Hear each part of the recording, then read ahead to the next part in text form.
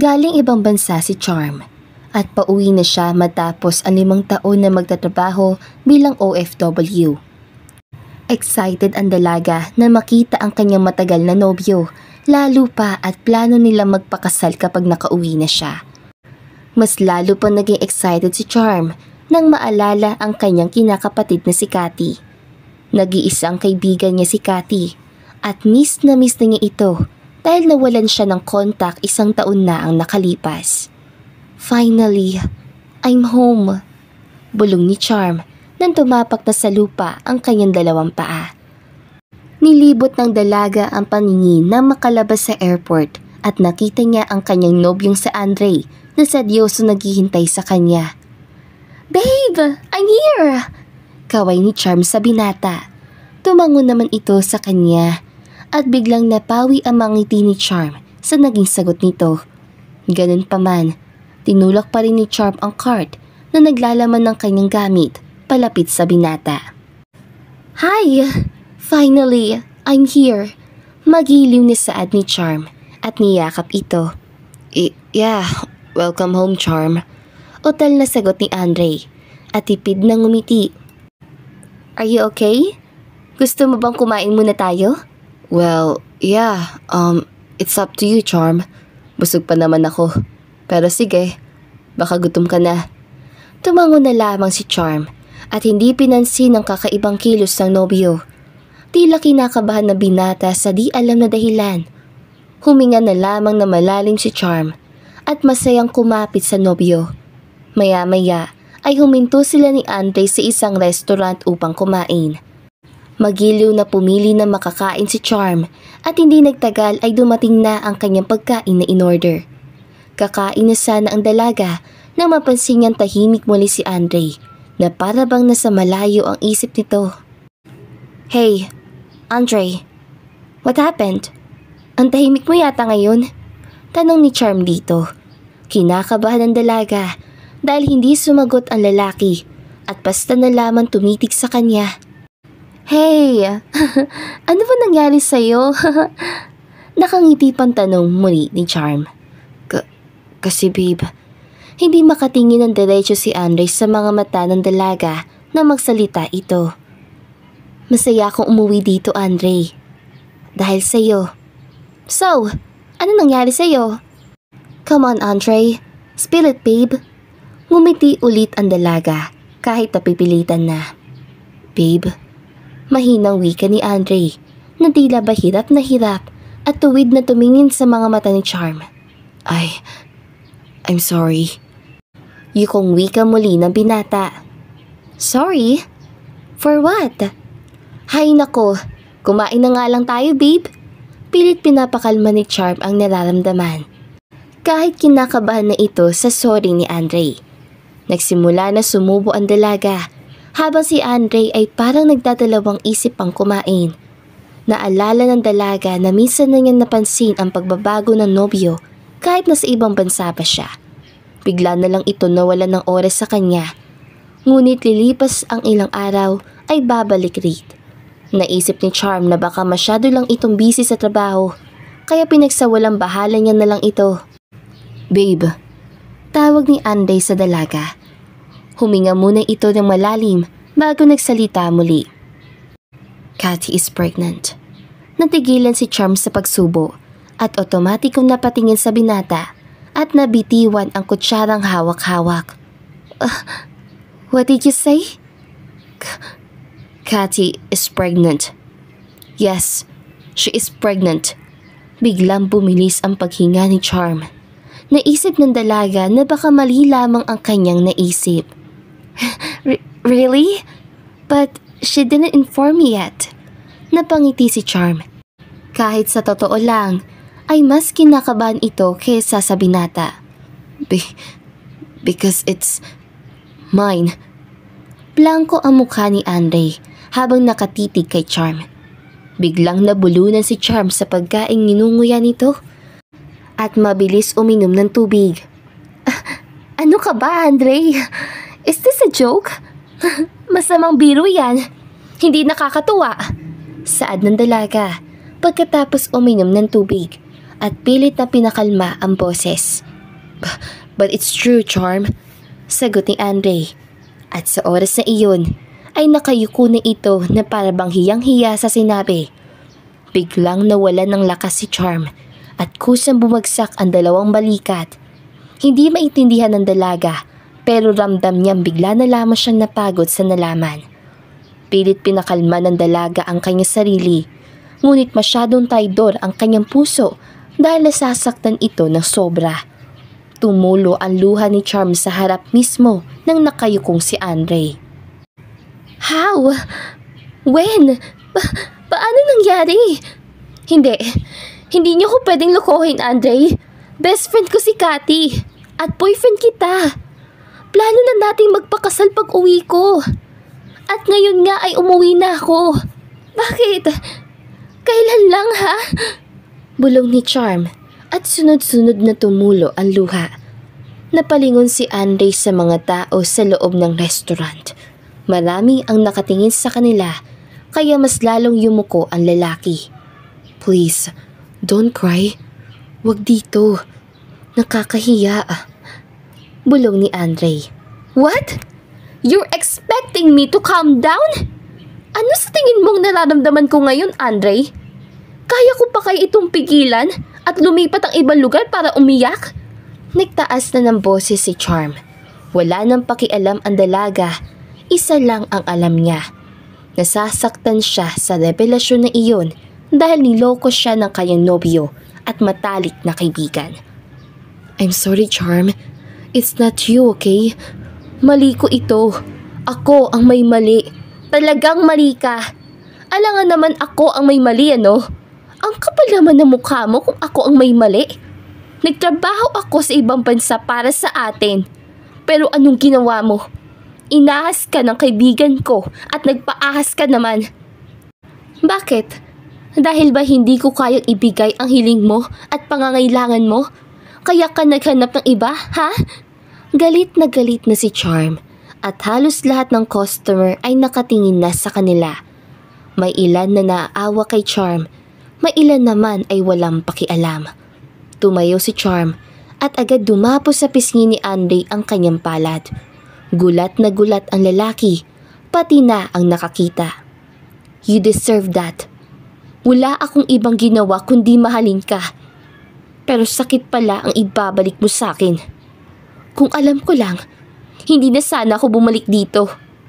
Malamig na wika ni Charm at iniwan si Andre sa mesa. Bumagsak ang luha ni Andre. Sising-sisi siya sa kasalanang ginawa. Ngunit huli na ang lahat. Nasaktan at nagkasala na siya sa kasintahan. Samantalang si Charm naman ay binaba ang gamit sa sasakyan ni Andre. Ayaw na niya magpahatid sa lalaki, lalo pa at sinaktan siya nito. Naglakad si Charm palayo sa restaurant. Wala ring taxi na pwedeng parahin ng dalaga kaya lalong tumulo ang luha nito. Maya-maya pa ay bumuhos ang malakas na ulan at basang-basa na si Charm. Patuloy lamang sa paglakad ang dalaga at hindi pinansin ang ulan. Grabe naman to. Nakikisabay pa talaga sa heartbreak ko. Bulong ng dalaga. Nasa gilid lang ng kalsada lamang si Charm hanggang sa hindi napansin ang isang sasakyan na mabilis ang pagpapatakbo at saktong may malalim na tubig. Tulala lamang si Charm habang naglalakad hanggang sa lumagpas sa kanya ang sasakyan at tumalsik ang tubig sa kanyang gilid. My goodness!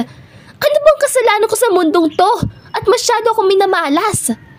Iyak na wika ng dalaga. Basang-basa ang buong damit ni Charm, pati na ang kanyang bagahe. Dahil sa galit na nararamdaman, ay napasalampak sa tabi ng kalsada si Charm at hinayaang mabasa ng ulan. Samantalang ang lalaki naman sa loob ng sasakyan ay biglang tumigil. Malayo na ito kay Charm, ngunit nakikita pa rin ng lalaki ang pag-upo nito sa tabing kalsada. Goodness, bakit pa kasi ako nagmamadali? Nabasa ko tuloy yung babae. Kaagad itong nag-U-turn at binalikan si Charm.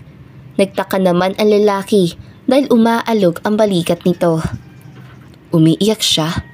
Grabe naman to. Nabasa ko lang naman siya ng tubig. Hey, miss, are you alright? I'm sorry about kanina. Nagmamadali kasi ako. Tawag na lalaki kay Charm. Tinaas ni Charm ang ulo at napatulala pa siya saglit. Ang gwapo naman ni kuya, sa isip ng dalaga.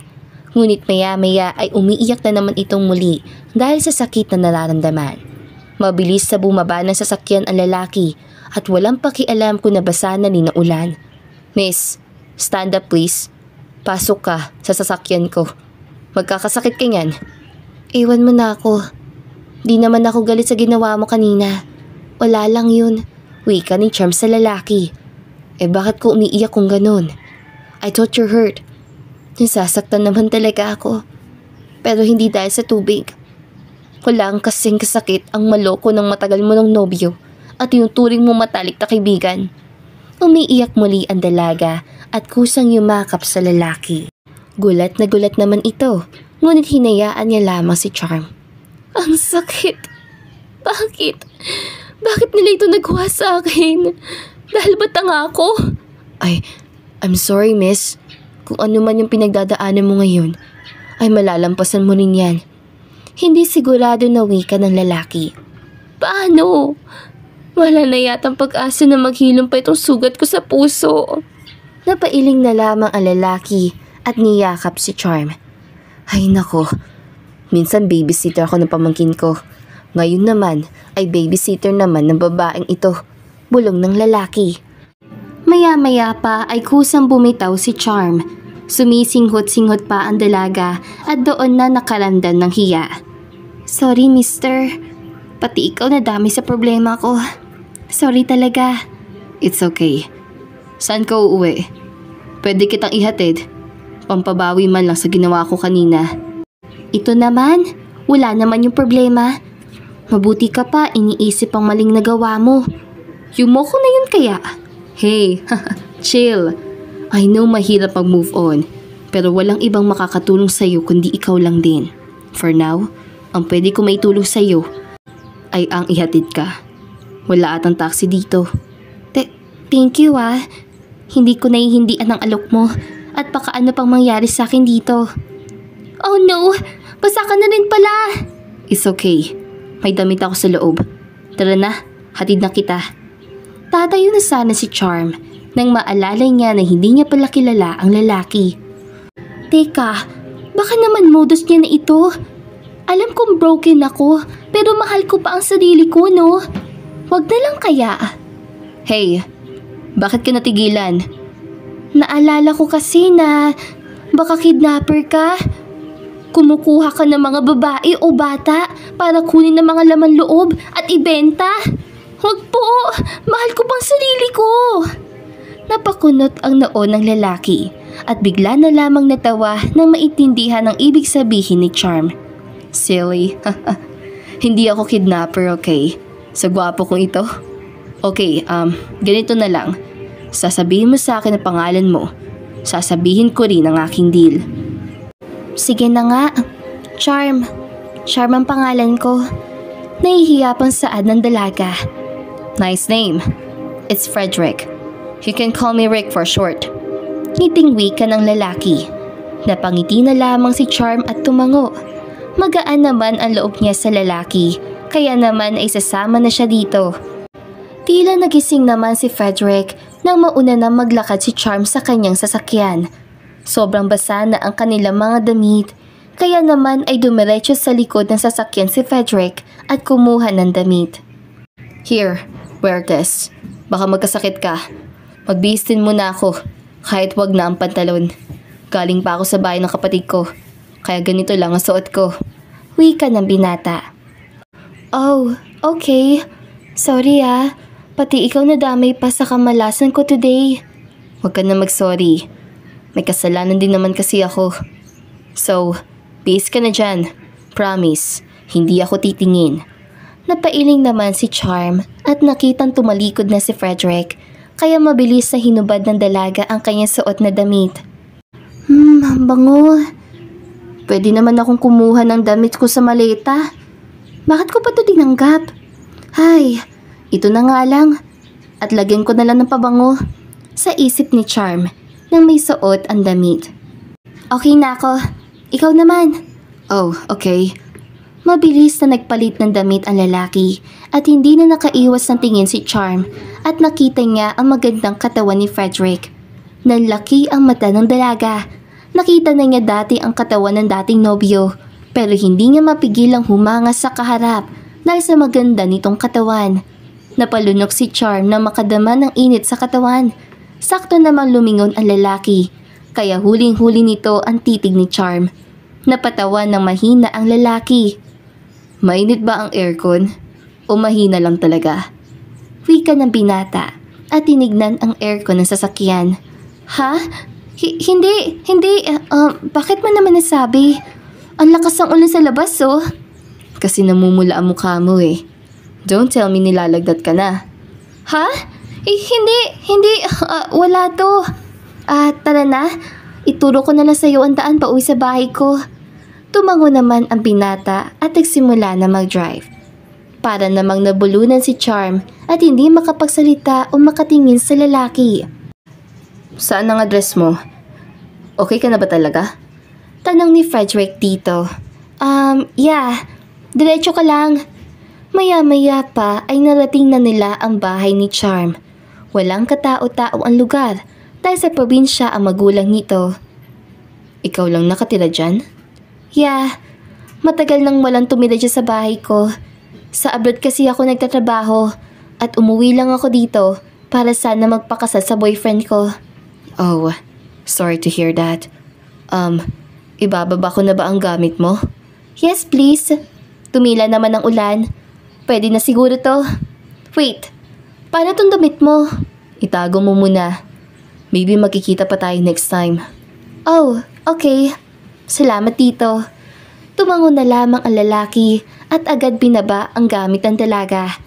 Maya-maya pa ay bumaba na rin ng sasakyan si Charm at hinarap ang binata. Hindi ko alam kung paano ka pasasalamatan, Rick. Pero salamat talaga. Baka bukas pa ako makarating dito sa bahay ko kung hindi mo ako binalikan. It's okay.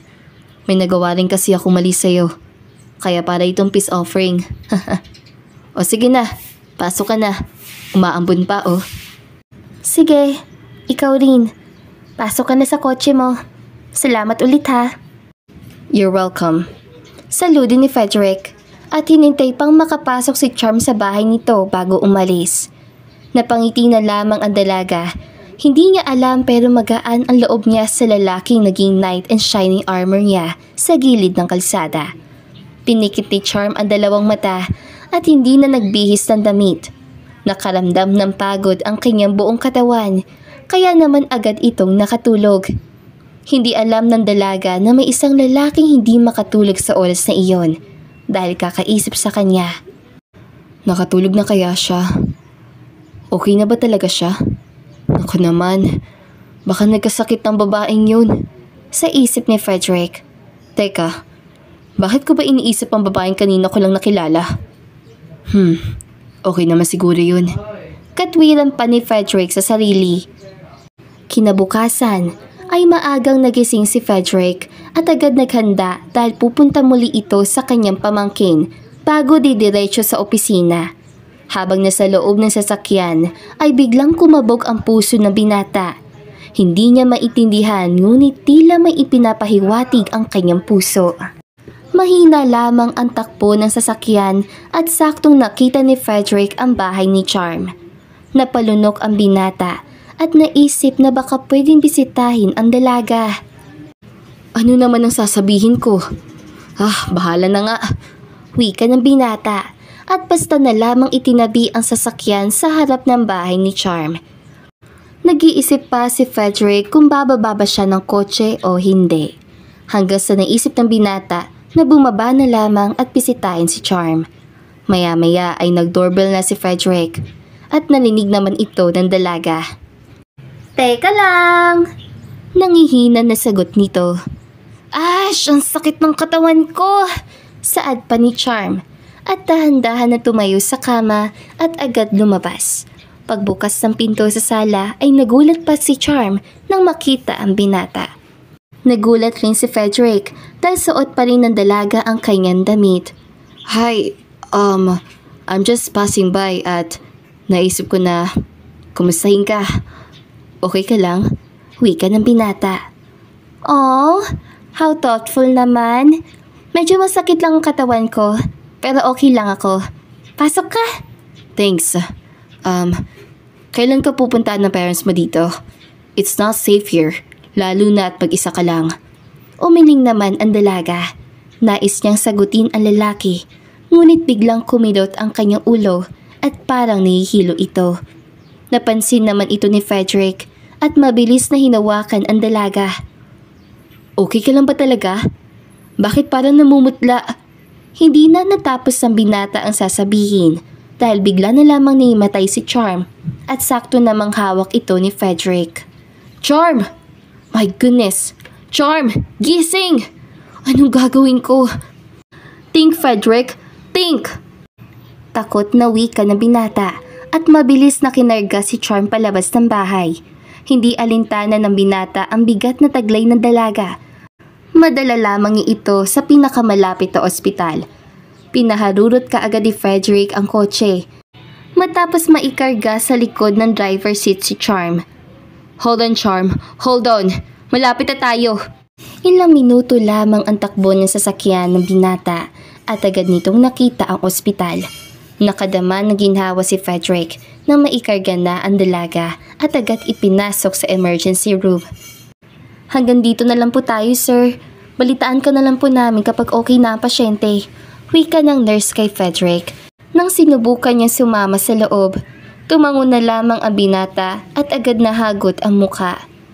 Bakit di ko agad napansin kanina na may sakit siya? Oh goodness, yung pamangkin ko!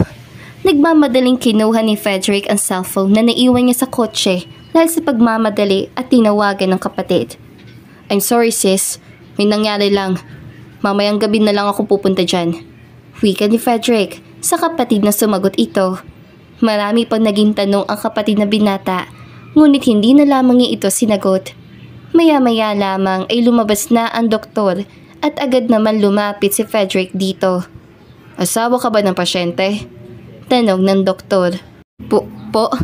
No, I mean, I'm her friend. Yes, kaibigan niya ako. Utal na sagot ni Frederick at parang nabilaukan sa sariling laway dahil sa tanong ng doktor. I need her family o kahit sino. Kailangan masalinan ng dugo ang pasyente. Masyado nang mababa ang dugo niya.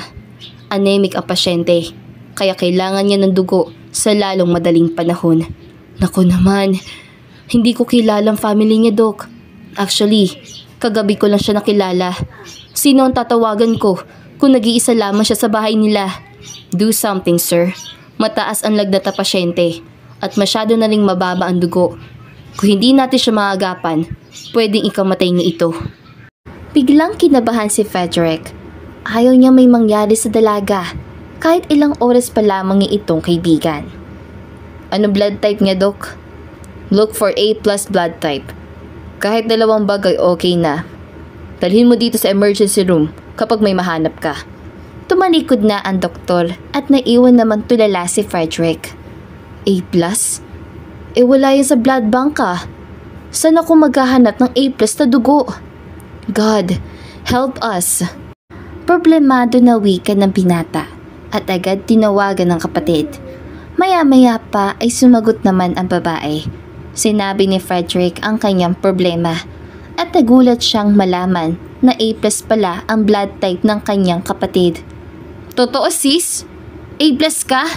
Please, puntahan mo kami dito sa ospital. My friend need you. Nang maibaba na ni Frederick ang tawag, ay napatalon ito sa tuwa. Thanks God, you're an angel.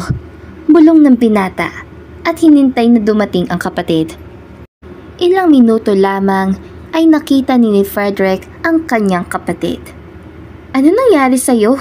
At paano ka nagkaroon ng kaibigang babae, ha? Ate, mamaya na ang sermon. Kailangan ka ni Charm.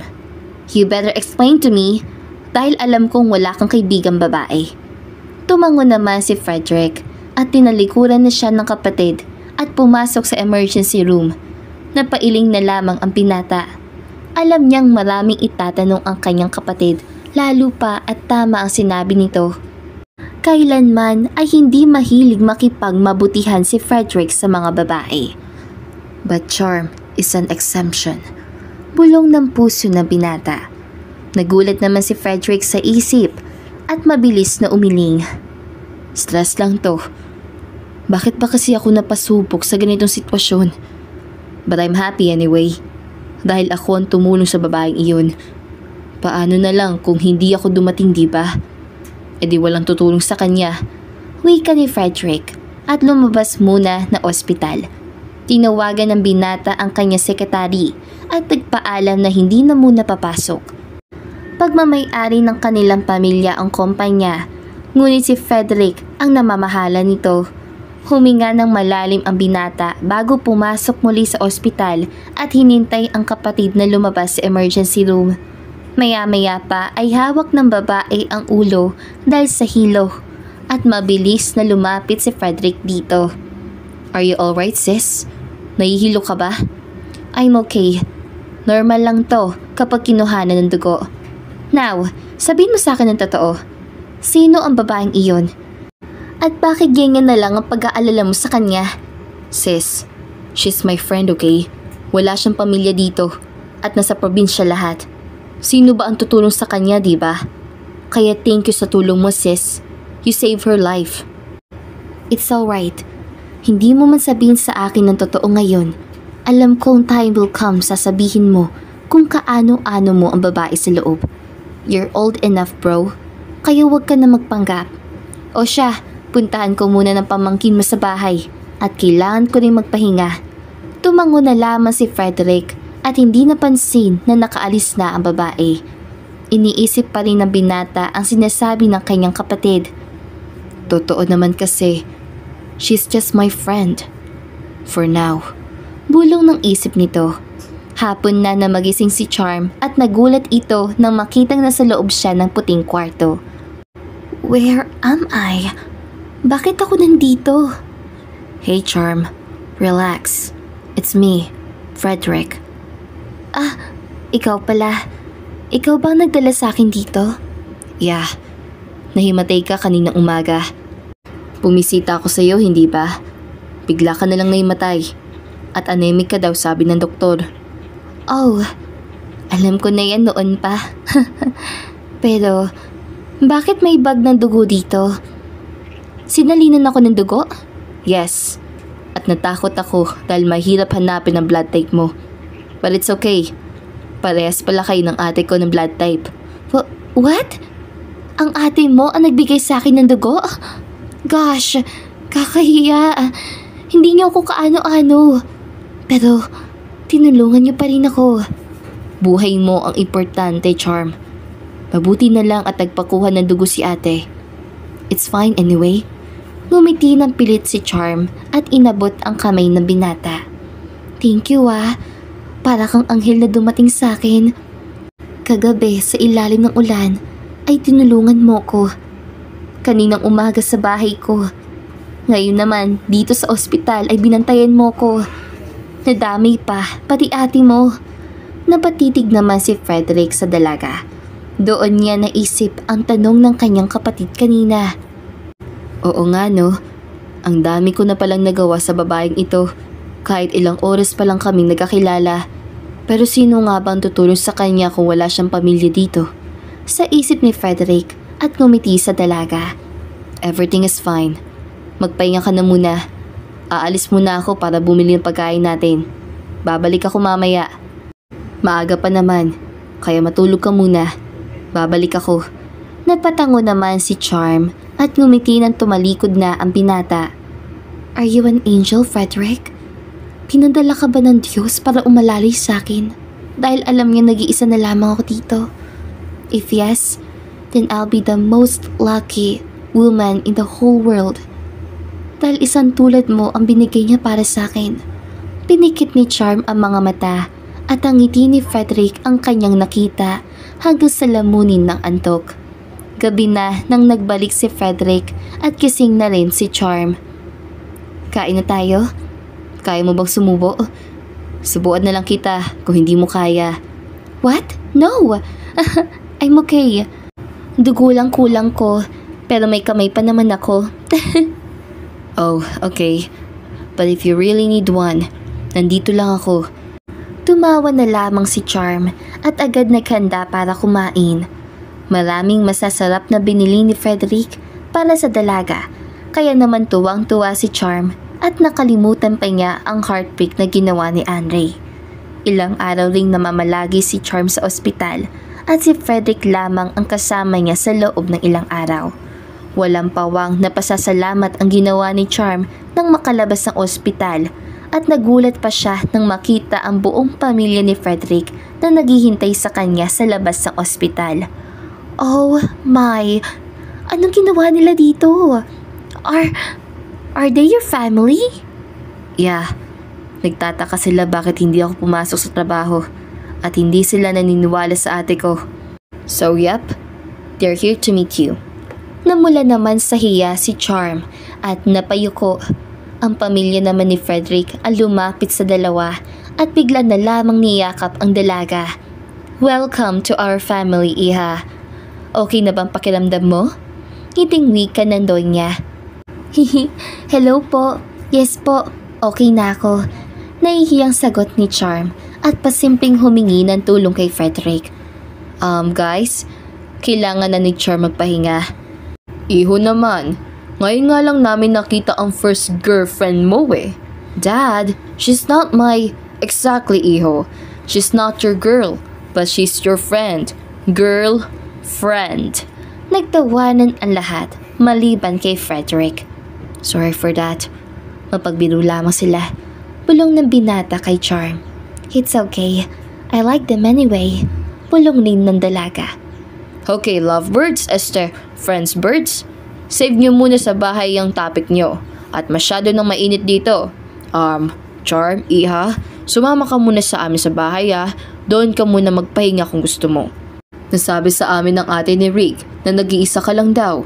Sa bahay ka muna at mabilis mo lang makita ang anak namin. Biro nandun na sinakyan naman ng lahat. Tawa lamang ng tawa si Charm hanggang sa pumayag ito na sumama sa pamilya.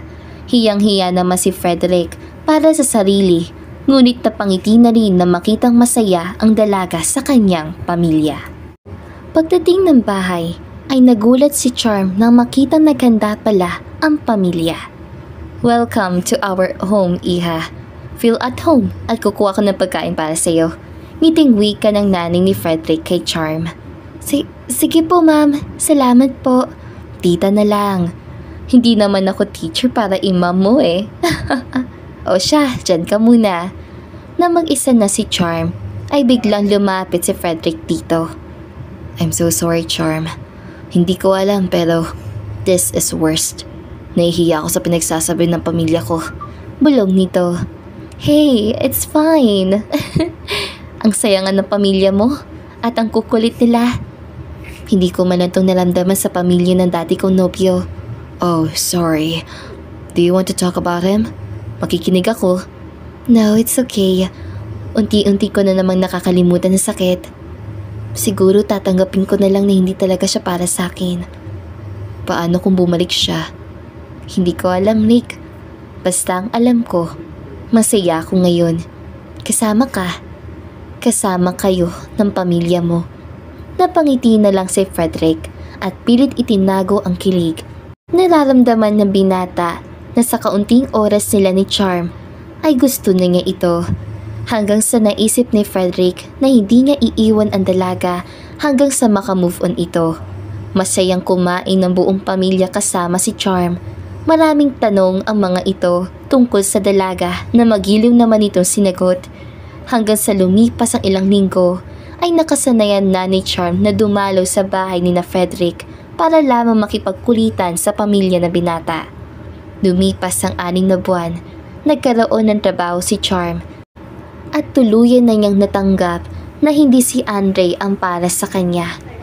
Nagkamabutihan na rin sila na Frederick, ngunit wala pang sinabi ang binata tungkol sa kanyang nararamdaman para kay Charm. Hanggang sa isang araw ay hindi inakala ni Charm na bibisita pala sa kanya si Andre.